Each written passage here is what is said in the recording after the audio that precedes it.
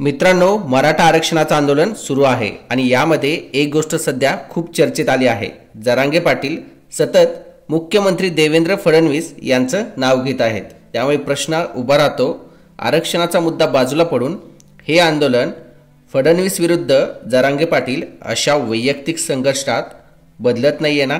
तुम्हाला काय वाटतंय? कमेंट करून कळवा। आमच्या चॅनलला सबस्क्राइब करा। जरांगे पाटील जेव्हा बोलतात तेव्हा त्यांच्या प्रत्येक भाषणात प्रत्येक वाक्यात मुख्यमंत्री देवेंद्र फडणवीस यांचा उल्लेख येतो।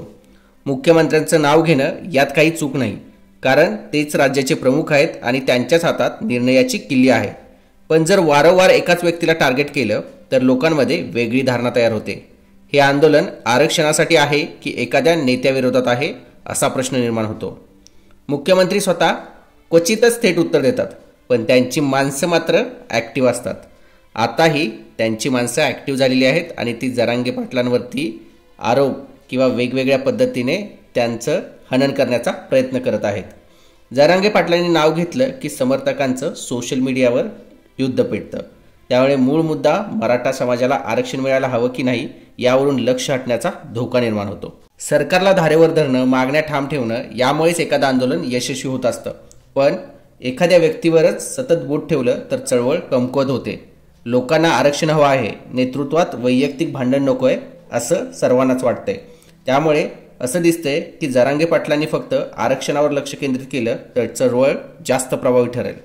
मराठा समाजाने हे लक्षात घ्यायला हवं, जशी तारीख जवळ येते आणि मुंबईकडे मोर्चा सरकत आहे तसं फडणवीस समर्थक आणि जरांगे पाटील समर्थक यांच्यात कलगीतुरा होण्याची शक्यता वाढते आहे।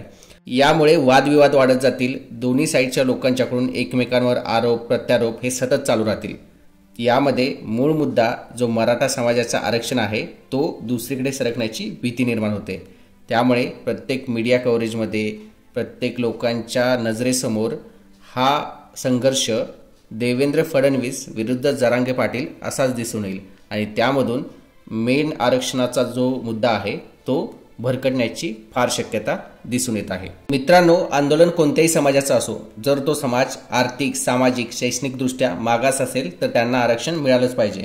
म्हणून प्रश्न असा आहे, या लढाईत फक्त आरक्षणाविषयी बोलणं, सरकारला ठामपणे भिडणं आणि मागण्या स्पष्ट करणं जास्त फायदेशीर ठरेल का? तुम्हाला काय वाटतं? कमेंट करून कळवा। आमच्या चॅनलला सबस्क्राइब करा। आंदोलनाचं लक्ष मुद्द्यावर राहिलं तर यश नक्की मिळतं। जर लक्ष व्यक्तीवर गेलं तर लढाई मुद्द्यापासून दूर जाईल आणि आरक्षणाच्या ऐवजी वेगळाच संघर्ष सर्वांच्या पदरी पडेल। यामुळे आत्ताचे आरक्षणाचं वातावरण निर्माण झालं आहे ते जर असंच टिकवून ठेवायचं असेल तर व्यक्तीवर लक्ष केंद्रित करण्यापेक्षा मुद्द्यांवर आणि मागण्यांवर ठामपणे पुढे जाणं हे मराठा समाजाच्या जास्त फायद्याचं ठरेल असं वाटतं। जरांगे पाटलांच्या शाब्दिक हल्ल्यानंतर देवेंद्र फडणवीस समर्थकांना या आंदोलनाची तीव्रता कमी करण्यासंदर्भात एक आशेचा किरण दिसत आहे। त्यांनी जर हा संघर्ष देवेंद्र फडणवीस विरुद्ध जरांगे पाटील ठेवला तर आंदोलनाची तीव्रता कमी होईल असा त्यांचा कयास आहे असं वाटतंय। आंदोलनाचं लक्ष मुद्द्यावर राहिलं तर यश मिळणं नक्की आहे। याबाबत तुमचं मत कमेंट करून कळवा। आमच्या चॅनलला सबस्क्राइब करा।